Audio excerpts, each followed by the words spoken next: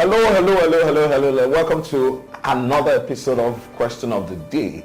What I christened or rechristened as your finance clinic. And I am your personal finance doctor. It's more than just doctor. I'm your personal finance doctor.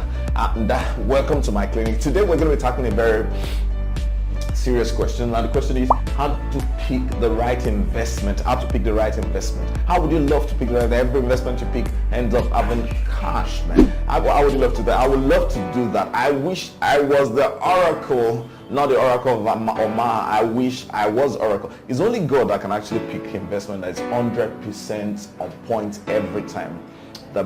Everybody would make mistake at some point or other. So the first thing I want us to learn when it comes to picking the right investment is there is no right investment. There is just an investment that is appropriate for you, because my definition of right investment is investment that makes return 100% of the time. There's no right or wrong investment per se. You could invest in stock and lose your money. You can invest in bonds and then you still don't make money. You could invest in businesses and it will fail, but you could also do all the three and it's just on point for you. You become mega from those things. So the first point you need to know, there's no right investment.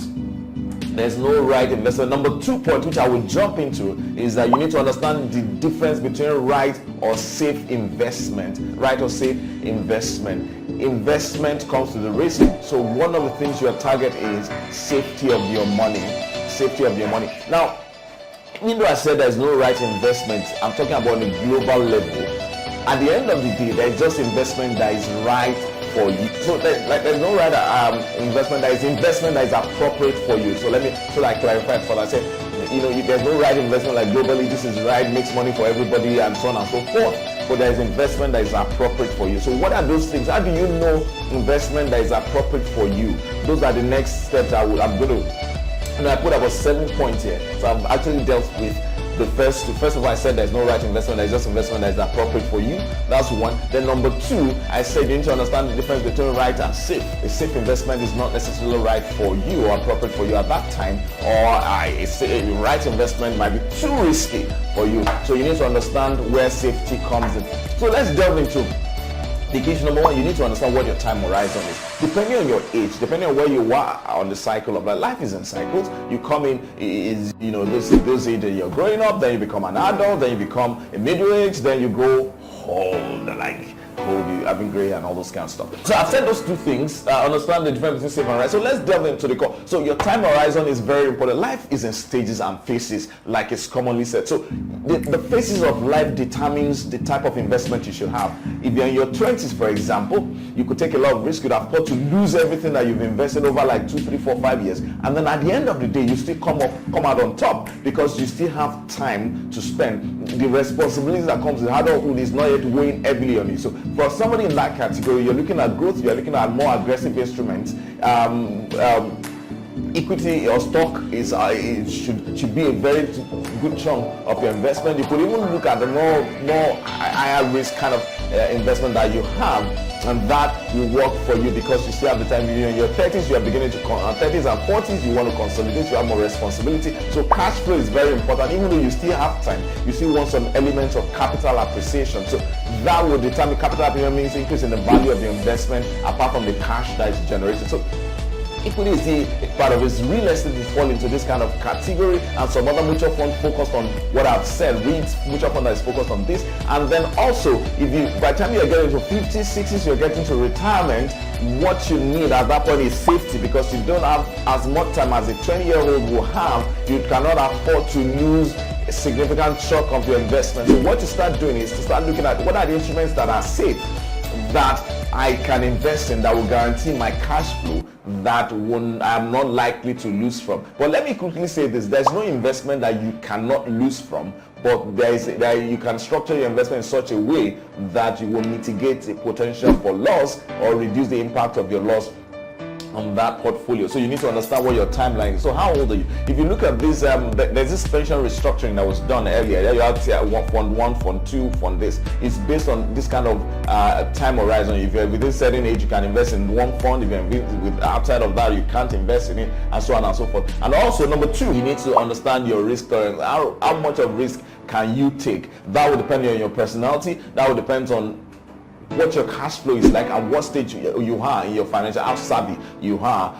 That would also determine if you are risk averse, you want zero risk. For example, one of the things you should focus on are fixed income instruments or mutual funds. After that, fixed income instruments come in front, and then you're looking at mutual funds because they provide some higher level of safety compared to if you invest directly in the equities market. If you do exoteric investment like like commodities or forex and the like. So if you don't want risk at all, you want to focus on those kind of revenue, the cash flow generating instrument that would not change. Bonds, treasury bills are some of the most secured instruments you have in the market at the moment. So if you're zero risk, then you should stick with them. Even though you're going to miss on capital appreciation or increase in the intrinsic value of your investment significantly, you will miss on that. But at least you can guarantee that your money is safe. It is backed, particularly the sovereign bonds, is backed by the full might of the federal government. If it's a mutual fund that is focused on fixed income instruments, it's not likely that the value will be wiped out because you have, hopefully, you have qualified and experienced and knowledgeable people running. Not every fund has knowledgeable people running it. So you need to be careful who you roll with. And then number 4, you need to decide what exactly is my target. What do I want to achieve? Do I want to achieve increase in value? That's capital appreciation. Is cash flow significantly what I want? Do I want to create a portfolio that will continue to generate certain amount of cash flow for me without worry about whether it's going to lose value? Do I want to keep flipping? I want to sell, buy. And then do I want to do that? No, I don't want to do that. For example, then you know that you want to stick with long-term bonds. 20, I think we have up to 20 or 30-year bond right now. So you want to stick with that. But if you're interested in, I want to be able to maximize the up and down in the market, you want to say, so I'm going to invest in equity, I'm going to invest in this so that I can keep, that's my target because I want capital appreciation. I want to be able to make short-term gain. So your target is also very important. The problem with a lot of people when they're investing is they don't even define what the target is for them. What exactly do they want to achieve with it? Do I just want to grow my portfolio to a point where the cash that is coming from it can sustain me? Or do I want to be able to quickly multiply so that I can exit and use my cash to do something else or invest in real estate? Depending on what you're looking at. But significantly, you need to define what your target is. Write it down before, because any target that you don't define, you will not achieve it. We end up in the direction we face. And then most of the time, we face the direction we plan. Those are quotes you need for your finance. You need to ask them, what exactly are you planning? What is the direction? Because that is where you are likely to end up. And if you don't have a direction, if you don't have a plan, if you don't have a goal, you will end up nowhere. Nowhere is when you're broke. That is one of the most serious illness that can happen to any man. And this is it. You come to the clinic before you are broke. Don't come to our clinic. You could come when you're broke. We'll help if you can.